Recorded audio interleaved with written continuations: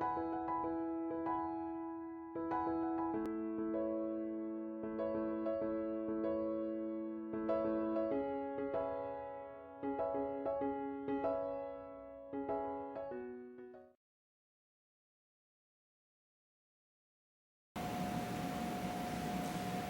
and welcome to One Generation.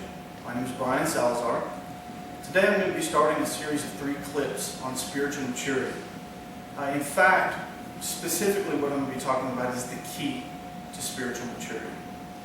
I'm going to be reading today from Hebrews chapter 5.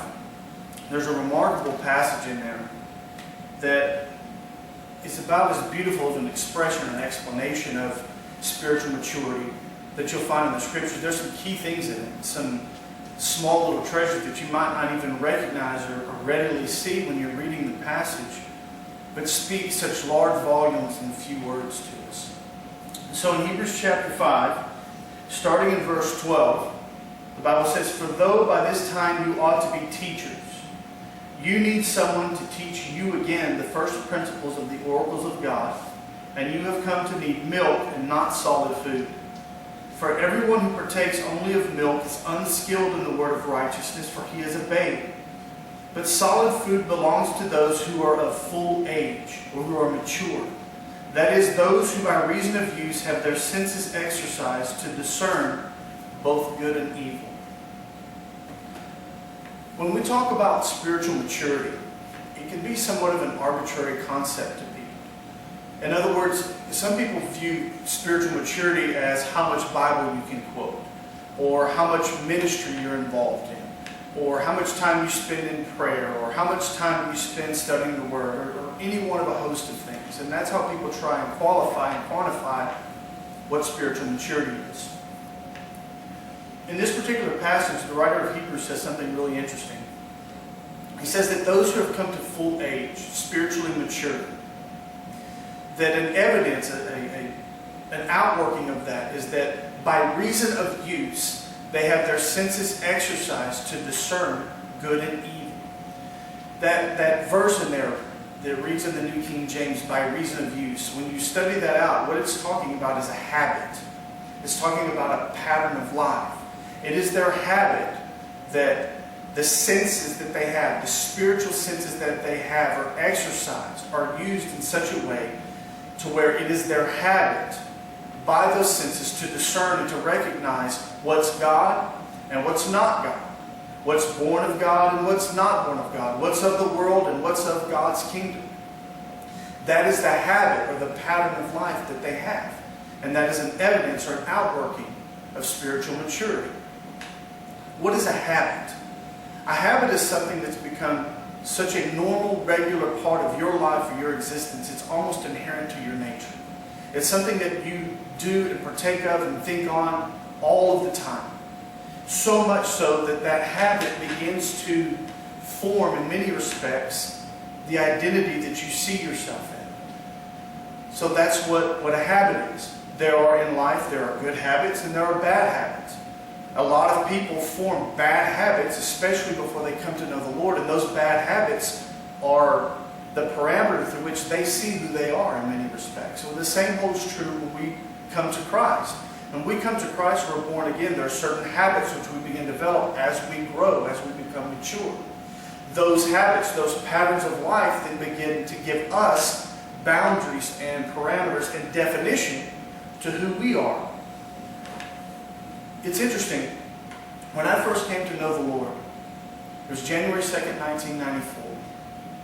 Up until that time, I was dealing with issues of drug addiction, with alcohol abuse. I heard voices, I had all kinds of stuff going on in my life. I was a mess. January 2nd, 1994, I was sitting in my truck, alone, in the middle of the night, and God in His grace began to show me, to give me a glimpse of what my life not only was in that moment, but where it was going, what it was going to turn into. Not even from a perspective of an eternal destiny, but just what my life in this world was becoming. And when I saw that, when I came to understand it, it was frightening to me, it was shocking to me.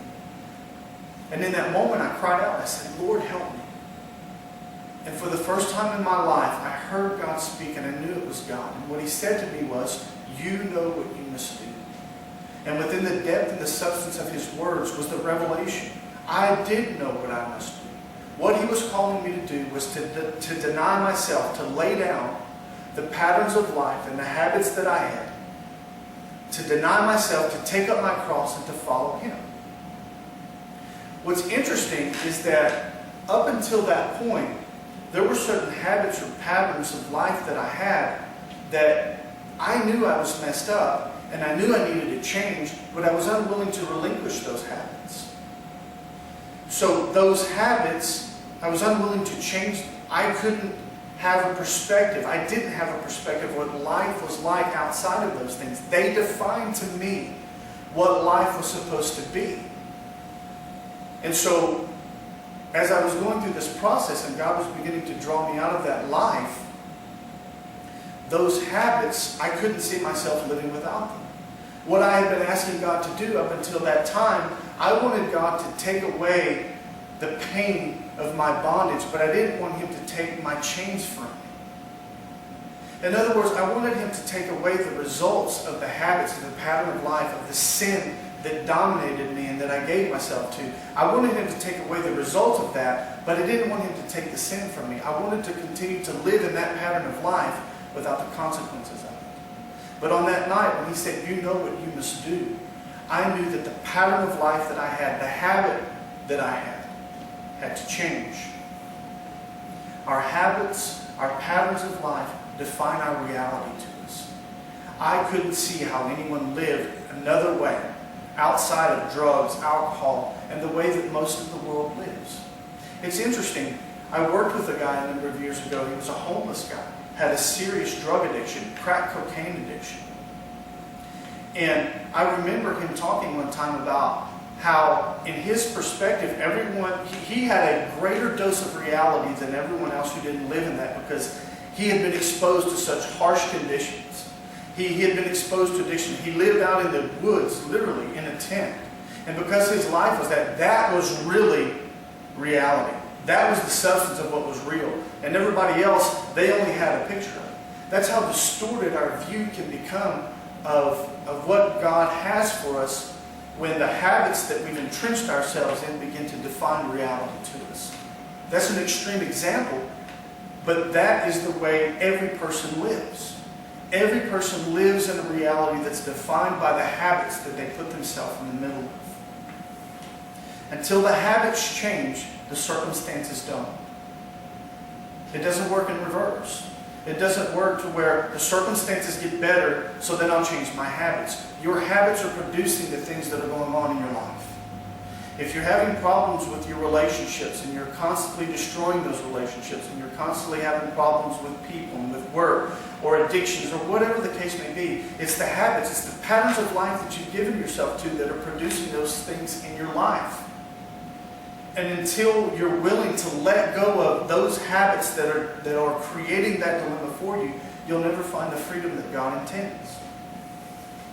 It's a key reason that why we as Christians, many Christians continue to stumble into the same things over and over again because they remain in the same habits. They don't grow into maturity to where their habit of life becomes for their senses to be exercised as to what's real in God and to follow after those things. We know what we're supposed to do. It's been revealed to every one of us who have the Spirit of Christ on the inside of us what we must do. Deny ourselves, take up our cross, and follow.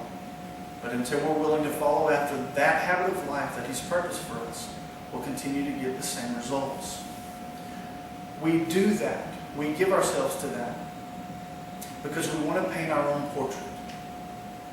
We want to take our own colors and mix them and apply them to the canvas ourselves so that we can make ourselves, our image, into what we want it to be, without realizing that the self-painted portrait is the biggest lie we've ever allowed ourselves to believe.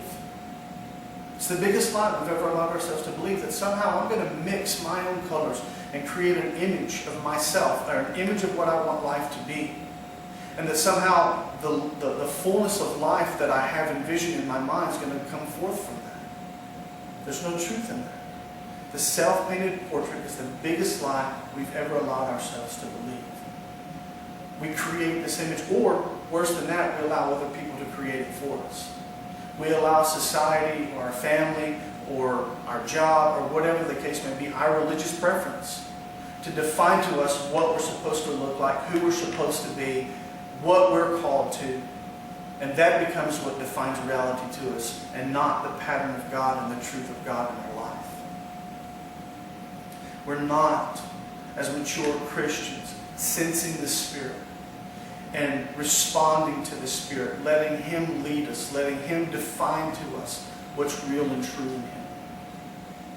We've entrenched ourselves in our own habits or in the habits of humanity. We've entrenched ourselves into the way the rest of the world lives, even though we name the name of Christ. And so we remain as babes, we remain in a place where we've been naming the name of Christ for years, and yet we remain in a place where we can't even pour into the life of others, because we let humanity or the world define to us who or what we're supposed to be. Maturity is when we, by the Spirit, by the senses that He's given us, determine and can recognize what's real in Him and follow after that reality.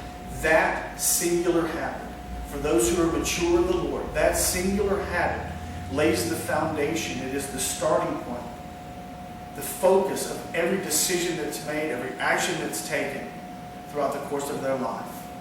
That is the way that those who are mature in Christ live. Perfection, as the Bible calls it, or maturity, isn't the place where we all of a sudden know everything that's true, or we've grasped all the realities that there are in God or in His Word. Spiritual maturity is the place where we actually begin to. Spiritual maturity is the place where we actually can begin to partake of what the Bible calls the meat, the deep things, the rich things, because we can apprehend them. We can take them in. We can recognize them. That passage in Hebrews 5, it tells us that there's a key to that. There's one phrase in there that reveals that there's a key to going on to spiritual maturity. And that's what we're going to talk about next time. Thanks for being with us. God bless.